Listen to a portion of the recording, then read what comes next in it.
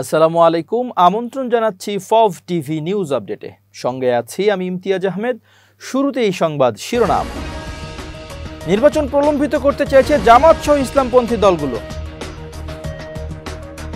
যারা পিআর চায় তারা আওয়ামী লীগকে ফেরাতে চায় মন্তব্য বিএনপি নেতা দুদুর।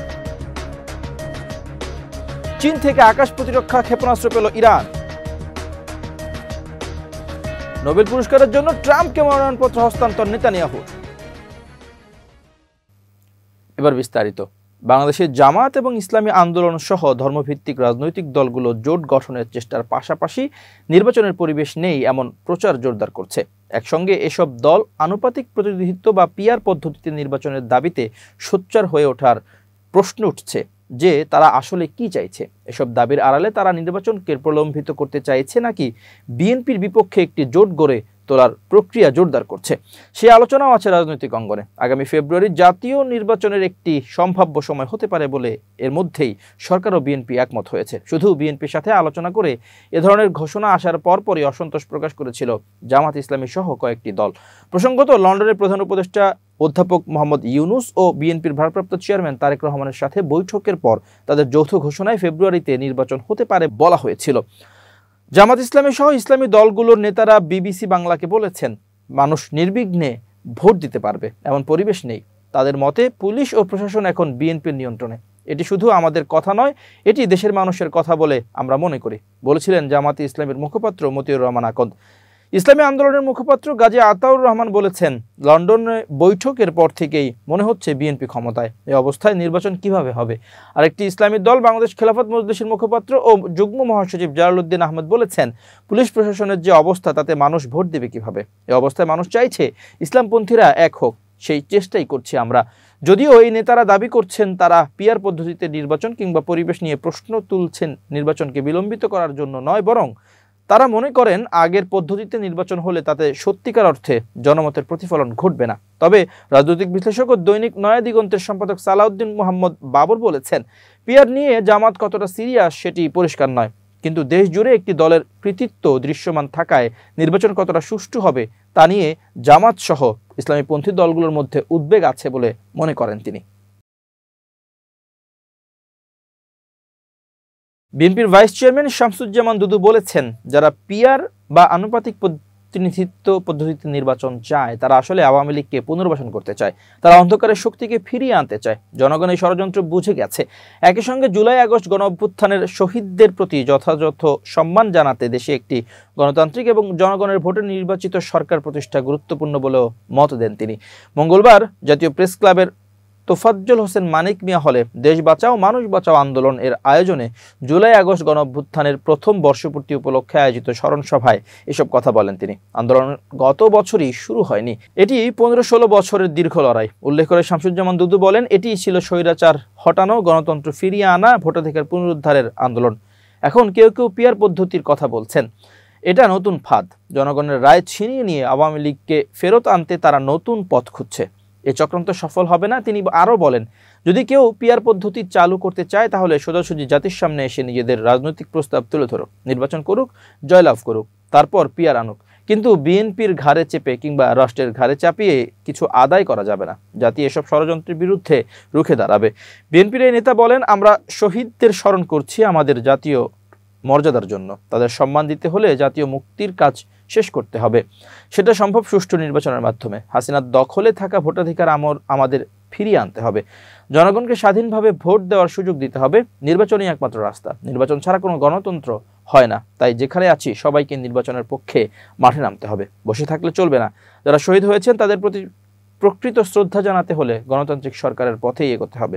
স্মরণসভায় আরও বক্তব্য দেন বিএনপির চেয়ারপারসনের উপদেষ্টা ও মুক্তিযোদ্ধা আব্দুস সালাম, গণফোরামের নির্বাহী সভাপতি advocate Subrata Chowdhury, national labour পার্টির চেয়ারম্যান লায়ন মোহাম্মদ ফারুক রহমান, কৃষক দলের সাবেক দপ্তর সম্পাদক SK সাদি ও আয়োজক সংগঠনের সভাপতি KM রকিবুল ইসলাম রিপন সহ অন্যান্যরা।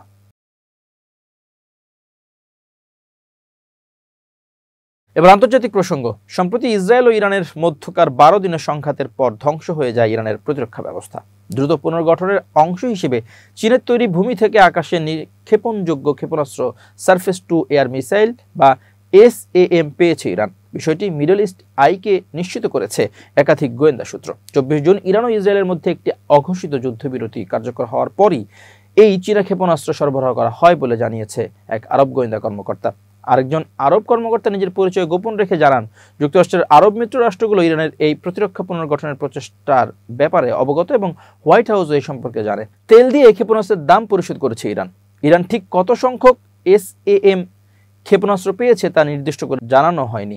এক আরব কর্মকর্তা জানিয়েছে, ইরান এই অস্ত্রগুলো মূল্য পরিশোধ করেছে তেল সরবরাহের মাধ্যমে। উল্লেখ্য, চীন ইরানি তেলের সবচেয়ে বড় ক্রেতা। যুক্তরাষ্ট্রে জ্বালানি তথ্য প্রশাসনের মে মাসের এক প্রতিবেদনে বলা হয়েছে, ইরানের 90% বেশি অপরিশোধিত ও কনডেনসেট তেল রপ্তানি হয় চীনে। যুক্তরাষ্ট্রের নিষেধাজ্ঞা সত্ত্বেও গত কয়েক বছর ধরে চীন রেকর্ড পরিমাণে ইরানি তেল আমদানি করেছে এবং মালয়েশিয়া ও অন্যান্য দেশকে ট্রান্সশিপমেন্ট হাব হিসেবে ব্যবহার করে এসব তেলের উৎস গোপন রাখা হচ্ছে। ওই দ্বিতীয় আরব কর্মকর্তা আরও বলেন, ইরানিরা খুব সৃজনশীল উপায়ে বাণিজ্য করে। চীনা SAM সরবরাহ কেবল অস্ত্র লেনদেন নয়, বরং এটি চীন ইরান সম্পর্ক আরও গভীর হওয়ার ইঙ্গিত দিচ্ছে। যদিও সাম্প্রতিক সংঘর্ষের সময় চীন ও রাশিয়াকে কিছুটা নির্লিপ্ত মনে হয়েছে, তবুও এই সরবরাহ দেখাচ্ছে বেইজিং এখন তেহরানের ঘনিষ্ঠ কৌশলগত মিত্র হিসেবে এগিয়ে আসছে। ইসরায়েলের আকাশে আধিপত্য, তবুও পাল্টা হামলা চালাতে সক্ষম ইরান।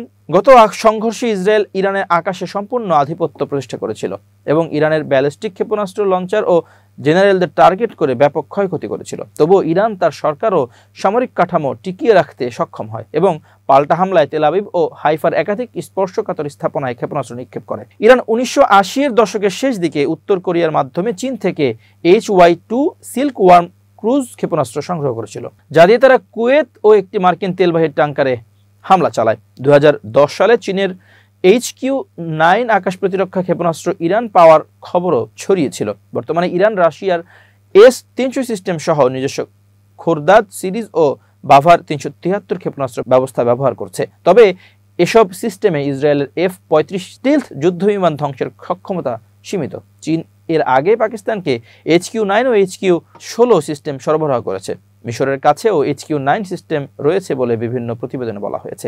ইরান ইসরায়েল সাম্প্রতিক সংঘর্ষের পর তেহরান যেভাবে চীনা SAM সংগ্রহ করে প্রতিরক্ষা ঘাটতি পূরণে এগিয়ে যাচ্ছে, তা মধ্যপ্রাচ্যে ভূরাজনৈতিক উত্তেজনা আরও বাড়াতে পারে। তেলের বিনিময়ে অস্ত্র সংগ্রহ, চীনের সরাসরি সহায়তা আর ইসরায়েল ও যুক্তরাষ্ট্রের উদ্বেগ, সব মিলিয়ে ইরানকে ঘিরে নতুন কৌশলগত দ্বন্দ্বের ইঙ্গিত মিলছে।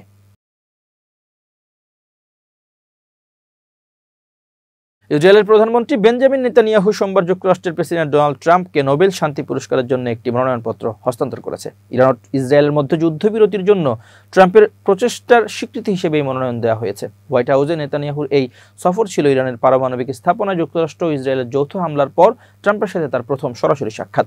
এক নৈশভোজের সময় নেতানিয়াহু মনোনয়নপত্রটি বের করে ট্রাম্পকে দেন। তিনি বলেন, প্রেসিডেন্ট এরই মধ্যে একটি বড় সুযোগ কাজে লাগিয়েছেন। তিনি আব্রাহাম চুক্তি করেছেন, এখনও একের পর এক দেশ ও অঞ্চলে শান্তি আনছেন। তাই আমি আপনাকে দিতে চাই সেই চিঠিটি, যেটি আমি নোবেল কমিটিকে পাঠিয়েছি আপনাকে শান্তি পুরস্কারের জন্য মনোনয়ন দিয়ে। চিঠিটি হাতে নিয়ে ট্রাম্প বলেন, এটি আমি জানতাম না। ওয়াও, অনেক ধন্যবাদ, বিশেষ করে আপনার কাছ থেকে আসায়। এটি আমার জন্য অত্যন্ত তাৎপর্যপূর্ণ। ট্রাম্পের সমর্থকরা দাবি করছেন, বিশ্বব্যাপী যুদ্ধবিরতি প্রতিষ্ঠার ক্ষেত্রে তার সাম্প্রতিক ভূমিকা তাকে আবারও নোবেল শান্তি পুরস্কারের জন্য বিবেচনায় আনার জন্য যথেষ্ট কারণ তৈরি করেছে। মাত্র এক সপ্তাহ আগে পাকিস্তান জানায় তারা ভারত পাকিস্তান সংঘাত প্রশমনে ট্রাম্পের ভূমিকার জন্য তাকে শান্তি পুরস্কারের জন্য সুপারিশ করবে। এছাড়া জর্জিয়ার রিপাবলিকান কংগ্রেসম্যান বাডি কার্টার নোবেল কমিটিকে চিঠি দিয়ে জানান, ইসরায়েল ও ইরানের মধ্যে ট্রাম্প যে একটি প্রাথমিক যুদ্ধবিরতি প্রতিষ্ঠা করেছেন, সেটি এই মনোনয়নের ভিত্তি হওয়ার উচিত। সোমবার বৈঠকে মূলত ইসরায়েল ও হামাসের মধ্যে চলমান সংঘর্ষ বন্ধে যুদ্ধবিরতির প্রচেষ্টা নিয়ে আলোচনা হয়। অক্টোবর 2023 থেকে চলা এই যুদ্ধ এখনও পর্যন্ত কোনো স্থায়ী বিরতির সম্মতি পায়নি। প্রসঙ্গত, নোবেল শান্তি পুরস্কার দীর্ঘদিন ধরেই ট্রাম্পের কূটনীতির এক গর্বিত আকাঙ্ক্ষা হয়ে আছে। তার প্রথম মেয়াদে উত্তর কোরিয়ার নেতা কিম জং উনের সাথে পরমাণু নিরস্ত্রীকরণ ইস্যুতে সম্মেলন আয়োজন করে তিনি দাবি করেছিলেন তার সেই প্রচেষ্টা নোবেল পাওয়ার যোগ্য, যদিও তা বাস্তবসম্মত কোনো ফল দেয়নি। আফগানিস্তানের সর্বোচ্চ নেতা হিবাতুল্লাহ আখুনজাদা এবং দেশটির তালেবান সরকারের প্রধান বিচারপতি হাকিম হাক্কানির বিরুদ্ধে গ্রেপ্তারি পরোয়ানা জারি করেছে আন্তর্জাতিক অপরাধ আদালত ICC। মঙ্গলবার 8 জুলাই এ পরোয়ানা জারি করে নেদারল্যান্ডসের হেগ ভিত্তিক আদালতটি। এই বিবৃতিতে ICC বলেছে, তারা নারীদের বিরুদ্ধে মানবতা বিরোধী অপরাধ করেছেন বলে তাদের সন্দেহ। 2021 সালে পশ্চিমা সমর্থিত আশরাফ গানি সরকার উৎখাত করে তালেবানের যোদ্ধারা। এরপর নারীদের শিক্ষাসহ বিভিন্ন ক্ষেত্রে বিধিনিষেধ আরোপ করে তারা।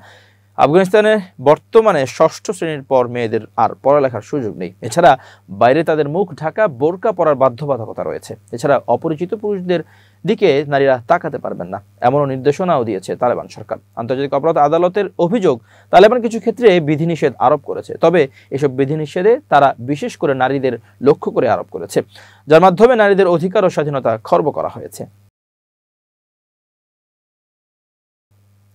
এবার বিজ্ঞান ও প্রযুক্তির খবর। গত বছর আগস্টে যখন বাংলাদেশের ৮টি জেলায় বন্যা হয়, তখন ৩ বা ৪ বছর বয়সী এক শিশুর প্রায় কাঁধ পর্যন্ত বন্যার পানিতে ডুবে থাকা সাদা কালো একটি ছবি তোলপাড় তোলে সামাজিক যোগাযোগ মাধ্যমে।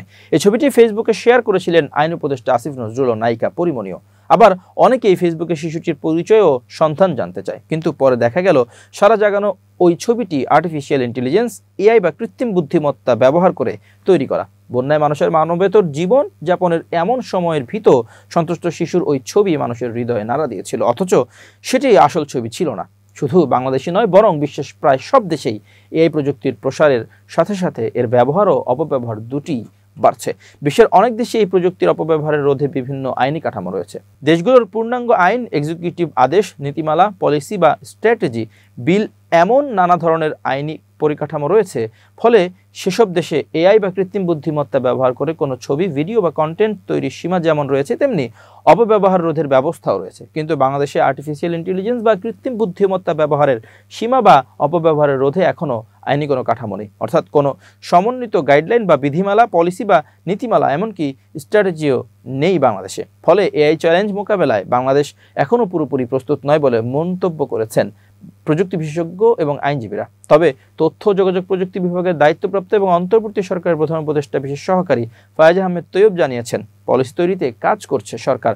মিস্টার তৈয়ব বিবিসি বাংলাকে বলেন, আমাদের একটা টিম ন্যাশনাল এআই পলিসি করার জন্য কাজ করছে। আমরা এখন আরও বেশ কয়েকটি পলিসি নিয়ে কাজ করছি।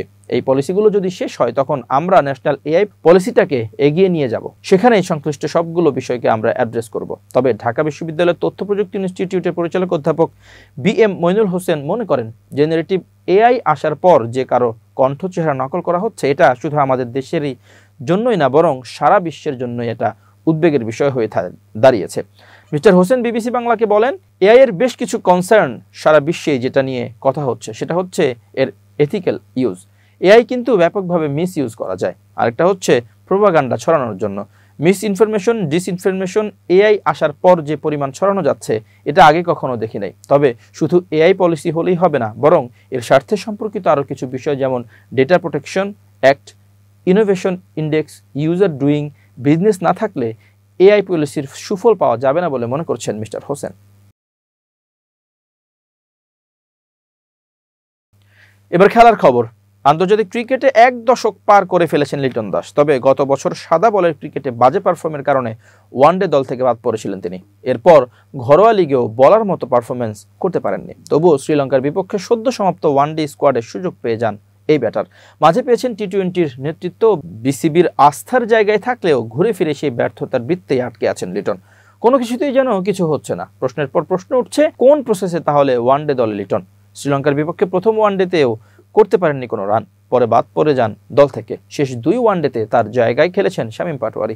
গত মঙ্গলবার তৃতীয় ওয়ানডেতে হারের পর সংবাদ সম্মেলনে অধিনায়ক মেহেদী হাসান মিরাজ বলেন, দেখুন, আমরা যে জিনিসটা চিন্তা করেছিলাম সেটা দলের কম্বিনেশনের জন্য। আমরা লিটনের জায়গায় শামীম পাটোয়ারিকে খেলিয়েছিলাম এবং ওইখানে আমাদের একজন ষষ্ঠ বোলার প্রয়োজন ছিল। এজন্য আমরা টিম ম্যানেজমেন্ট সিদ্ধান্ত নিয়ে শামীমকে খেলিয়েছিলাম। মিরাজ মনে করেন, দলটা যেহেতু তরুণ, তাই তাদের সুযোগ দিলে একদিন হয়তো তারা ভালো খেলবে। তিনি আরও বলেন, আমাদের দল এখনও তরুণ কিছু খেলোয়াড় নতুন এসেছে।